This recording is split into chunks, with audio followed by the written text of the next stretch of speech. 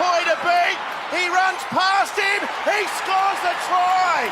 The upset's on the cards here in Newcastle. Well, when we look at some of the big signings for the 2025 season, this guy sits, I think, at the top of the pile alongside Jerome Luai, who has gone to his old club, the West Tigers. But this man, this young front rower who is destined for very good things, Stefano Utoikamanu from the Melbourne Storm now, is joining us on Sportsday. How are you, Stefano? Yeah, I'm good, thanks. How are you? Very well. Now, plenty to talk to you about the Melbourne Storm and your new club. Big shift for a young man, but can I get respectfully? I think it's always for us as commentators and anyone in the media needs to get the pronunciations. Yeah, a lot of the rugby league players. So your surname, is it Utoikamanu or Utoikamanu? Can we get the correct pronunciation? It's Utoikamanu. Utoikamanu. Yeah, okay, nice. Yeah. Beautiful. Thank you very much. So, first and foremost, Melbourne weather. How's it going? It's a lot better than it is in Sydney, I think. Like, when I was training before I came here, it was nearly impossible to go outside. But it's still a bit hot, but at least you got a bit of a breeze and stuff, which is good. Yeah. Hey, now when you go to a club like that, we keep hearing, Stefano, about the meeting that you've got to have, which is more or less the final meeting with Frank Panisi and Craig Bellamy. Did you have to go through that whole process? Nah, I don't think I've had that one yet. That might be all the boys' reviews and stuff, but yeah, I haven't gotten around to that one yet. So Craig Bellamy on first meeting when you get into the club. So he's such a great guy, and he's he just loves his players, but he's got this aura about him, Stefano. Was he intimidating when you first saw him at the club? Yeah, 100%. Like, seeing what you look from the outside in, like, he's pretty scary. But once you get to meet him and like see how he coaches all the boys and stuff, he's not too bad. So he's still scary, but not as scary. I think. Well, I do definitely want to ask you what Cam Munster's like as a teammate, and I bet you say he's a bit of a pest. But just talk to me about the Melbourne Storm team and how they embraced you. Was it a big welcoming, or was it is it cliquey? Like tell me how you've walked in and found the players. It's been a pretty easy transition for me. I think apart from being away from all my family and stuff, it's actually been pretty good with all the boys. They have a good group of boys there. Everyone pretty much clicks together. So, all the boys are nice and have made me feel pretty welcome. So I'm pretty lucky to have them. Has there been anyone in particular you've gravitated towards? Not too much.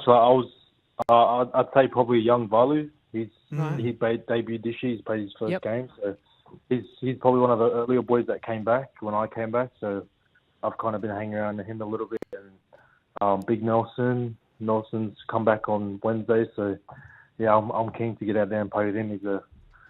He's a big man, and he's going.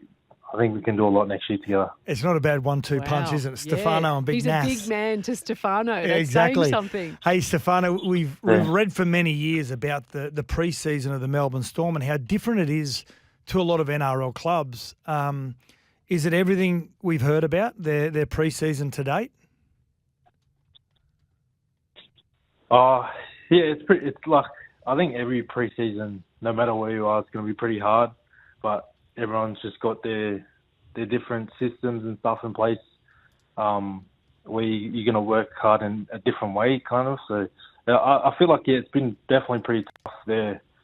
My first Wrestle session was probably the hardest one I've done. So I think that, their pre-season has been pretty tough for my first week. A lot of running. I just want to ask you, obviously not looking back at the West Tigers and comparing the two, but is there a massive difference just in the way, I guess, a pre-season's run, the regime, the schedule? Is it dramatically different? To be honest, I don't feel like it's been massively different compared to like how hard training is. Like, comparing the two, it's a bit hard. Like I feel like no matter where you are, when I was at Parramatta, then I went to the Tigers, and now I'm at Storm. I feel like no matter where you are, training's going to be hard, but everyone kind of trains a little bit different, and I think here maybe I think they're probably a little bit smarter the way they train, and maybe it's like that's why they're at the top. And I think wherever you are, it's going to be hard, but it's just interesting to see the changes from what I've seen to where I am now. Who's the standard setter at training, Stefano? Who's the guy that it really rips in, and when you're doing any of your fitness and conditioning drills, that they're the one that's pretty much leading the pack most of the time?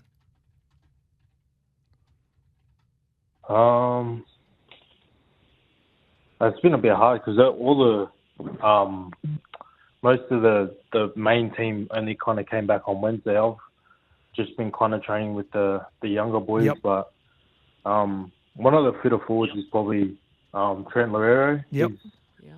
He kills it in the fitness, and I think he's probably a lot of boys like set the standard in their own way. A lot of boys talk, which is a big thing at Melbourne, just communication, being clear, and I think he's probably the one who sets the standard for forwards. Him and Josh King. I've heard good stories about Josh King, and I think the first time down at Melbourne when they went on their famous army camp, Josh King has, from led to believe, Stefano, really impressed Craig Bellamy as one of his favourites in the history that since he's been there 2003, the effect that he had on the group in his first time at the army camp. Have you been on the army camp yet? Has that happened?